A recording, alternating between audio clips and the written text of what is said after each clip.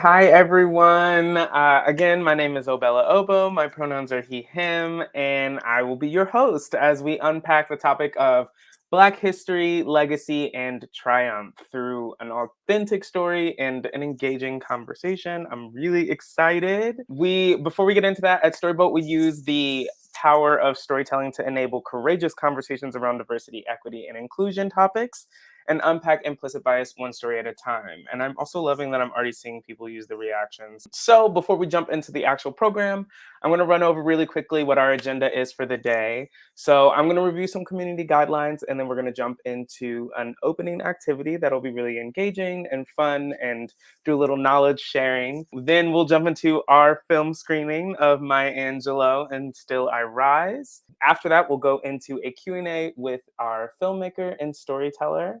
And then we will have a closing activity. So don't run away after the movie is done. We'll have a closing activity before we wrap everything up with a little call to action. So before we move into the session, let's take a moment and prepare our minds and hearts for what's to come. This is a critical step that is essential to breaking down our barriers and moving into a place of empathy and curiosity. So there are 4 community agreements that we'll use as our guiding principles today. And I'm going to take a quick moment and just give a quick rundown of each of those before we jump in. So first and foremost, have a critical curiosity. And that's what we were talking about with the empathy and curiosity. We want you to leave all of your assumptions at the door and replace any snap judgments with a questioning curiosity. Number 2, what's said here stays here, but what's learned here leaves here.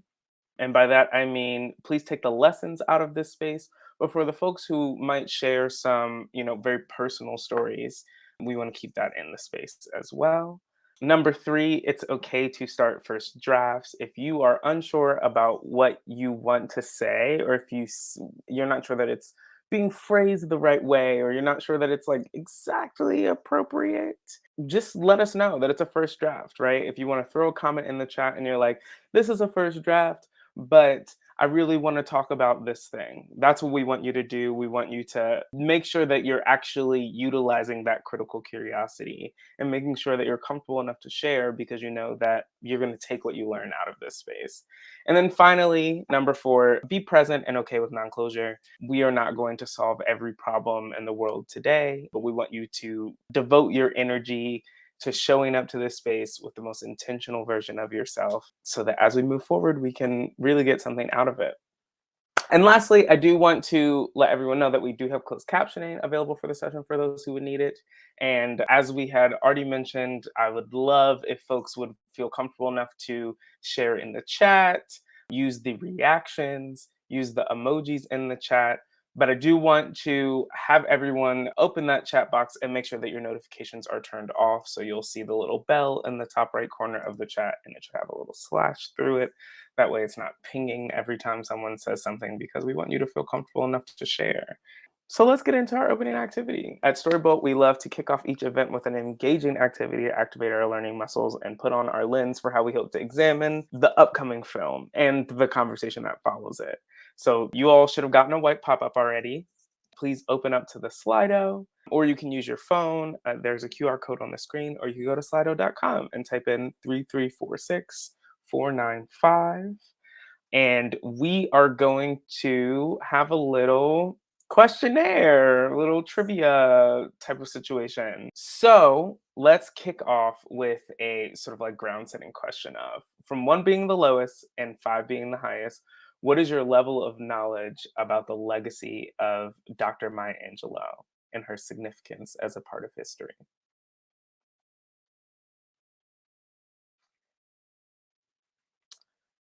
So we got it's mostly that middle range, but more folks in the 4, a lot of folks in the 3. Okay, we're averaging out on the 2 and 4 halves of of the spectrum, which is perfect. We got some folks who for sure know something, but maybe not everything, and some folks who definitely have some room to gain more knowledge. So I'm really excited to see how both this questionnaire and the session at large go. So on to our first trivia question. Dr. Angelo was she a dancer, singer, actress, writer, actress and writer, or all of the above?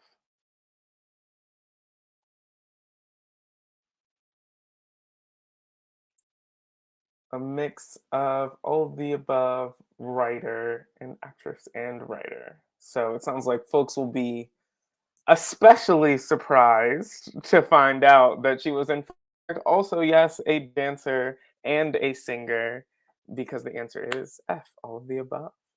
Question number two. Which of the following stage names, all referring to the goddess of the sea, did Dr. Angelo use in her early performance days? Was it Miss Azili, Miss Ocean, Miss Calypso, or Miss Mamba?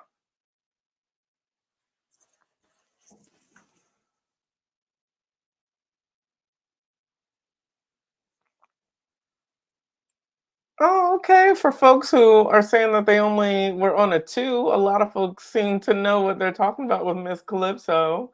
It was indeed Miss Calypso. Great job, everyone. Or maybe some of y'all are just following the crowd, but it was a good crowd to follow.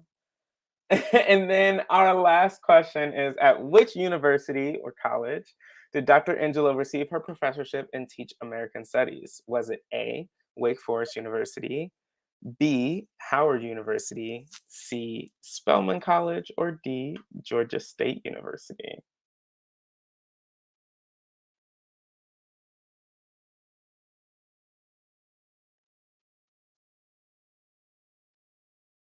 This one's fun. There's a good mix. Let's see if we can get a few more folks to answer. See where we end up. Okay, I think we might be a little shocked, y'all. Not the lowest on the list, but it was Wake Forest University in North Carolina. I also was surprised by that fact. I didn't know where she had taught. I knew she had taught, but I thought that was cool. Oh, it sounds like there's an alum in the crowd. That's awesome. All right, feel free to keep that Slido tab open. We will come back to it, but also you'll get another pop-up, you'll get another link, so no worries at all if it's easier for you to jump back. But we are going to move on to our film screening portion of the session. So today we'll be watching the 31-minute version of the film. And I want to ping that 31-minute version because this is actually a version that is utilized for workspace development conversations just like this. So there is, in fact, a much longer 2-hour version that is even more beautiful than what we are about to watch, which is going to be amazing. But Maya Angelou and Still I Rise, the story of an iconic writer, poet, actress, and activist, Maya Angelou, whose life intersected some of the most significant moments in recent history of the United States of America. This unprecedented film weaves her words with rare and intimate archival photographs and videos, which paint hidden moments of her exuberant life during some of America's most defining moments. From her upbringing in the Depression era South to her work with Malcolm X in Ghana and her inaugural poem for President Bill Clinton, the film takes us on an incredible journey through the life of a true American icon. And I do want to give a quick content advisory. The film contains mentions of child abuse and sexual assault, and that can definitely be triggering for some, so we want to make sure that some viewer discretion is advised. I've naturally seen this already. I mean, I'm excited to watch it again, but there's a lot of really awesome stuff in there. And so I really encourage you all use the chat, shout out what's calling to you or what also strikes within you. I know that there are definitely some Maya Angelou fans in the crowd, given how knowledgeable you all are. And so I would love for folks to just we can share in that together in the chat as we watch this really awesome film. And then after the film, we will be enjoying an engaging conversation with our storyteller, Bob Hercules, who is awesome. I got to meet him in our dress rehearsal, and so I'm really excited. I'm as excited as you all are, and maybe more so. But yeah, we're going to jump into the film now, so we will see you in 31 minutes. All right, that was amazing. I hope that everyone loved it as much as we do. And I would like to now invite you to join a conversation with Maya Angelou and Still I Rise's storyteller and filmmaker Bob Hercules. Bob Hercules is a Peabody and Emmy Award winning filmmaker whose work has been seen widely on PBS, BBC, IFC, Netflix, Amazon, and in film festivals around the world. His film, Maya Angelou and Still I Rise, co-directed by Rita Coburn, premiered at the Sundance Film Festival and went on to win 19 awards on 3 continents and a Peabody Award. The film was nominated for an NAACP Image Award and aired on both PBS's American Masters and BBC's Storyville series. Thank you so much for joining us today, Bob. Thanks for having me. It's great to be here. Yeah, of course. Before we get started, for our folks listening in, I invite and encourage you to continue to use the chat to join the conversation. Please submit your questions in the chat and we'll bring as many as we can to our guests. I have some questions here, so we'll try and weave them in the best ways that we can. And should you wish to submit an anonymous question, you can use the questions function in the chat. And that'll allow you to submit it anonymously, and then I'll bring it to our filmmaker. So we will start off with a StoryBolt classic question of why you wanted to make this film and why these types of films and narratives are important. Well, I had done a couple films for American Masters, the PBS series, and I was looking around for another story to present and I happen to have a photo of myself with Maya Angelou from something years ago she did for me. And my assistant one day said, what's the situation there? Why do you have a photo of you with Maya Angelou? And I explained, and then a light bulb went off in my head. And I started doing a lot of research on the web and Google and everything. And believe it or not, nobody had ever made a film about her. Now, she's been in other films, as we know, as we saw on the screen, actually. But nobody had made a definitive, full-blown, story, documentary about her life. So I started the process, and then I was introduced to Rita Coburn along the way. And Rita had been doing some work for Dr. Angelou. She produced Maya Angelou's radio show on Sirius XM for a few years. So she was very tight with Dr. Angelou. So we actually decided to combine forces. We're both in Chicago. So we combined forces and we approached Dr. Angelou. And I started to realize why nobody had ever made this film. She never allowed it. She had been, obviously, many people wanted to do the film. But I think it was just the connection she had with Rita, the track record I had with American Masters. I think she was obviously ill. She was not healthy. So maybe she thought this might be the chance. So it kind of magically came together. It was amazing how it worked out. I was going to say that's beautiful. Thank you for sharing that. You're welcome. So Dr. Angelou was very clearly a gripping storyteller. In the film, we hear about the richness of her memory. And so how do you think diving into stories of Black and Brown folks and having access to authentic storytelling like Dr. Angelou's helps us humanize and uplift historically marginalized peoples across the board, but especially Black folks, as we're here in Black History Month talking about a Black icon? Yeah, I think it's important to tell these stories. Even Maya Angelou, as big as she was or is, and there are so many things about her story that we didn't know that I think you saw. This was a short version of the film, I might add, but in the full 2-hour version, there's so many things that we didn't know about her as a career as a dancer, as an actress, as a writer, obviously, and I think the other part of her story that's amazing to me is she took chances. She took tremendous chances, and she put herself out there, and in really kind of amazing ways. And those, by putting herself out there, she was able to plug into all kinds of other cultures and other people. And it's an important.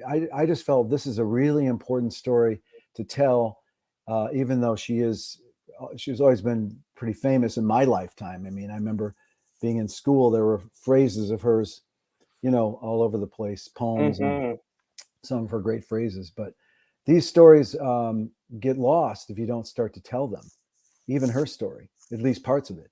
So I've spent most of my life working on films having to do with social justice issues. And I thought, and also I've made films about artists. Those are probably my two sweet spots, artists and social justice. Here was a story that had both front and center. I mean, she was, as you saw, she was a civil rights activist. She worked for Dr. King. She worked with Malcolm X. But also she was a brilliant performer, a writer, She was a film director. So she combined, just for me personally, the two things that are like my sweet spot, you might say. Mm-hmm. It was a great honor to be able to tell this story. And I will say one other thing. When she agreed to do this film, Rita and I realized that this may be, or would probably likely be, the definitive film about Maya Angelou, because her health was failing, and we had the resources, and we had put the team together, and so it was a big it was a big issue, a big deal for Rita and I. We took it very, very seriously, that this Mm-hmm. would be the definitive. So everything in that film, when I watched the last 10 minutes of it, and it brought back some memories of, like, we fought so hard, sometimes for an image that would be on the screen for 5 seconds, because we felt how important it was to tell the truth, Mm-hmm. to tell the story. I love that, and what I especially appreciate about that is that what it ultimately did by fighting that hard was give Dr. Angelo depth, right? Like a depth that we might not have been able to have without that. I think that wrapping this about into like how it can impact people largely. There's something really I also grew up with Dr. Angelo, but what I grew up with was her as a writer, right? Like Mm, that was sort of mhm. the lane that I knew her in. And I had seen her in movies, obviously, so I'd like Right. able to qualify her as an actress, but it wasn't really the like core mindset that I was given until I got a lot older and I got to understand her as like a professor and an educator, and then of Mhm. course all the other like artistic and other beautiful things that she was in her lifetime. And I think we can get caught up in pigeonholing folks across the board, but especially marginalized folks into the lane of how we're introduced to them. This person is, exclusively a football player, exclusively an Mm, actor, mhm. exclusively, they focus on education. That's all they are.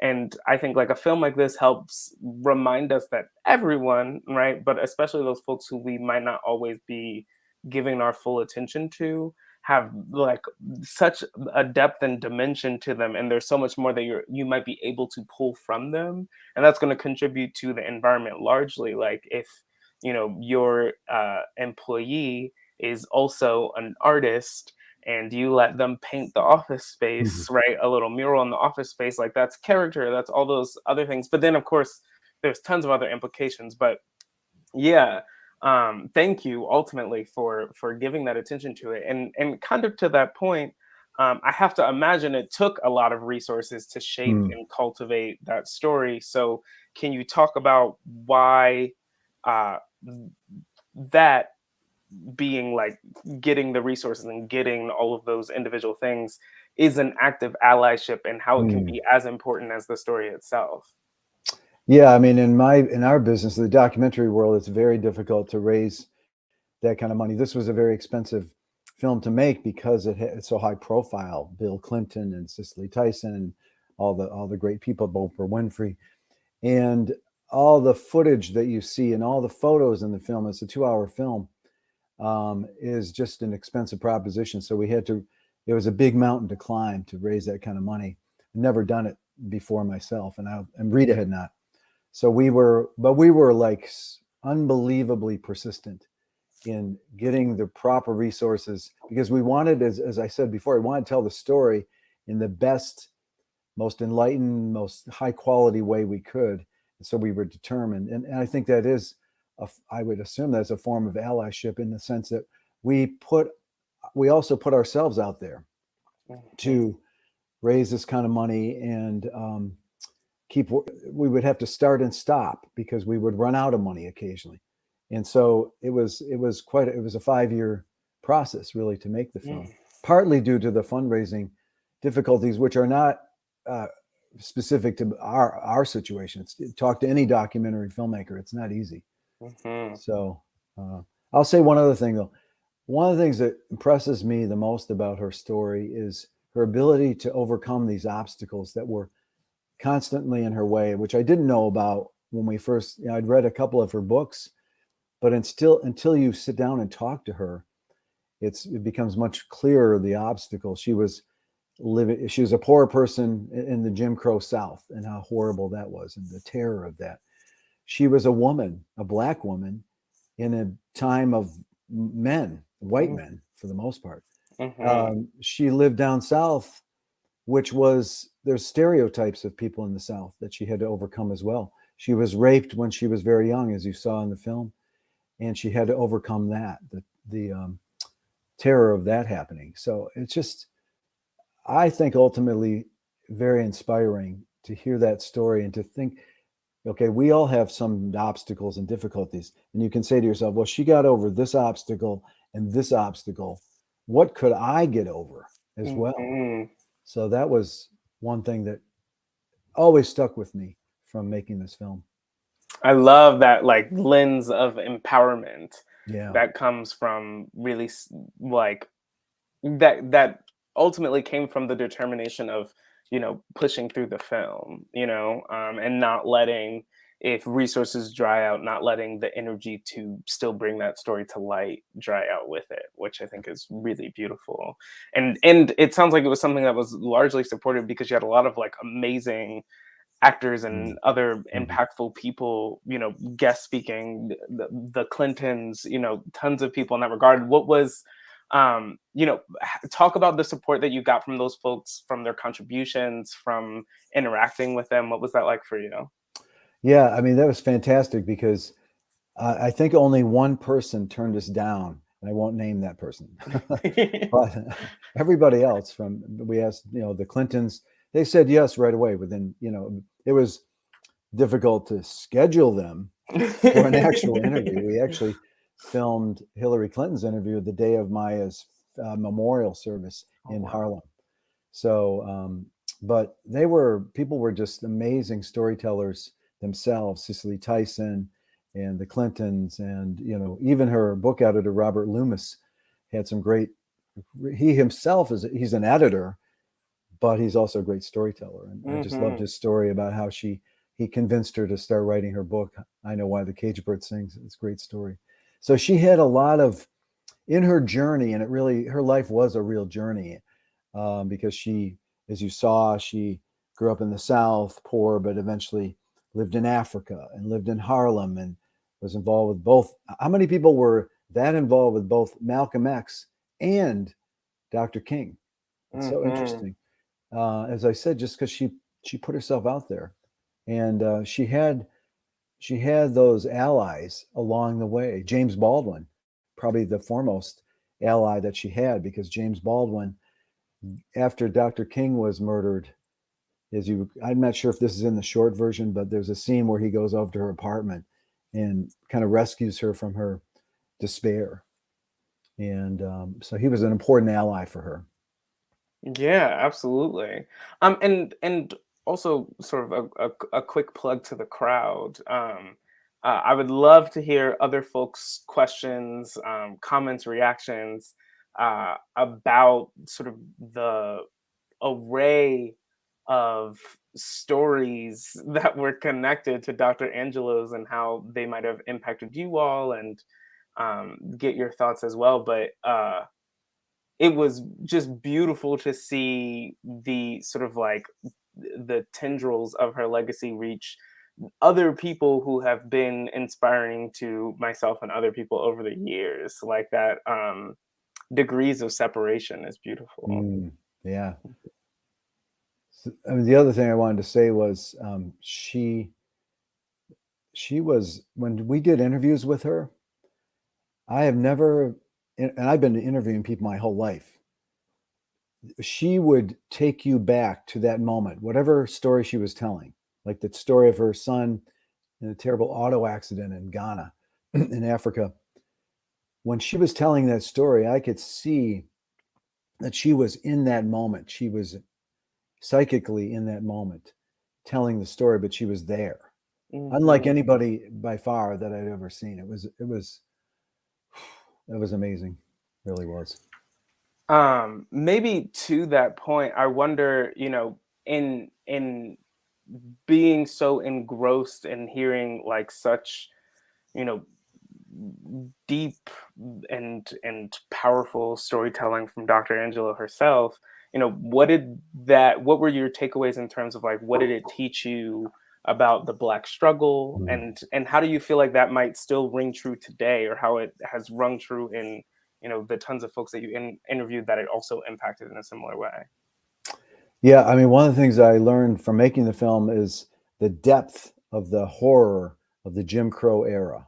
Mm, There's a scene, again, I can't remember the short version, but there's a scene from her book where she describes they know the Klan is going to come up to their house, and they're in Arkansas at this point, and they hide their uncle in a potato bin and cover him with the potatoes and close the bin because they feel like if the Klansmen come into their house, which they might, I mean, that's the thing. It's a terror of not knowing what could happen, you know? And so mhm, that was a profound scene for me to, not that I didn't know, of course, the Jim Crow era was horrifying, but there was something about the way she told those stories that made it more, I don't know, deeper for me personally. mhm. And a lot of what we talk about when we talk about how to educate yourself in all things diversity, right, is about really getting into the stories of the people around you Hmm. who are experiencing those things, because you can know them cerebrally,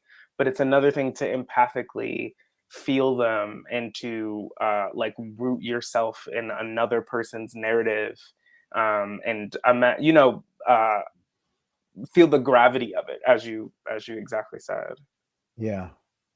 And uh, I know this portion of our question is a little heavy, but to that point, I would love for you to share a bit about what was it like to share in the grief of a lot of those amazing people. Mm. I understand that she passed as you were editing, Mhm. so what was that like, vicarious and also personal grief like? Yeah, I mean, as you may know, she died in 2014. We were in the middle of making the film at that point, still shooting interviews, not yet editing. So one of my regrets in life is that she never got to see the finished film. Mhm. And that just is kind of heartbreaking to me. I mean, that was one of the things I think would have brought me the most joy is to sit down with her and show her the film and get her Mhm. feedback, but never could be done. So we did a few more interviews after she passed with Alfred Woodard and Cicely Tyson and a few other people. I think her son, Guy Johnson. And, those were different. They took a different tone, or they had a different weight because she had passed. And it wasn't that long ago. It was a few months. And so it was like, as you can see, Alfred Woodard at the end of the film, you can see tears streaming down her face because she knows that, as she said, that act is over. Mm. And so it was tough. I mean, her son, Guy Johnson, is, besides Dr. Angela herself, I think, is the most impactful storyteller in the film. He's Mm. amazing. He got the gene, the Maya Angelou gene or something. He's a great storyteller. And then he passed himself last year. Ooh, that is even more upsetting. That's Yeah. uh, very beautiful. And this is actually a quick second to plug to the crowd as well. I mentioned it earlier, but I want to mention again that there is, of course, a 2-hour version of the film that gives Hmm. a lot more than what we got. But even in those 30 minutes, we really can feel the like, I'm gonna say magnanimity, the hugeness of the Hmm. feeling, in everyone who chose to speak. We got about 5 minutes left, so I'm gonna try Okay. and somewhat wrap us up. We have like a classic StoryBolt ending question, but I'm actually going to end with another question instead, since I think it's very similar. But as the creator and storyteller of the film that like so richly encapsulates the topic that we are here to talk about, which is about Black triumph during Black History Month, what does that mean to you after delving into the life and legacy of Dr. Maya Angelou? Yeah, I think it's, in her case, I think it's, as I said before, the ability to take chances, to overcome obstacles with grace, that's an important part of it, because she amazingly didn't seem to express much bitterness, but she was always moving on. And not that she didn't have a right to be incredibly angry at some of the situations that she was put in under racism and Jim Crow, but she lived a life of grace. And I think that inspired other people as well, because you can get caught up in your anger so much that you can't do anything. The other thing is, I would say, is forgiveness. That she told me, and I think she talks about in the film, that you have to be able to forgive yourself first before you can forgive other people.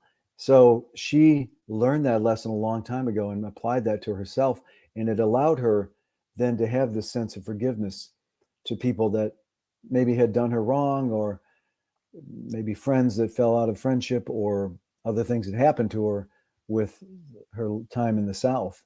So that was, I think that's a triumphant thing, to be able to forgive people, because you know what? When you forgive someone, it's for your own good. You're taking control of the situation finally. So I had done a film a few years ago called Forgiving Dr. Mengele, about an Auschwitz survivor who forgave Dr. Mengele for the experiments done on these twins. Horrifying story. But she came to forgiveness, again, as Maya Angelou did, as a method to free yourself from that experience. And so it's pretty powerful. Absolutely. And at the beginning of this, I got to tell you all that my background is in mental health, and something that I think is very beautiful about what you just said is that, like, forgiveness and even grace, right? Like, they're both very much acts of love, and so there's something beautiful about Black triumph, meaning love in a lot of ways, love of self, love of others. And I think that that's a really nice way to sort of wrap our time together. So thank you so much for joining us. I wish we could talk for another hour. But thank you so much No, for it's being been a part great of to this meet you, experience. Abella. Yeah, thank Yeah, you. you as well. I'm so glad we could share the film with the audience. Absolutely. It was genuinely incredible. And I definitely encourage everyone to check out the 2 hour version. Yeah, And I think we will I be think it's still providing. on. If you want to find it, I believe it's still on Amazon, so Beautiful. you can Okay. order it. Yeah.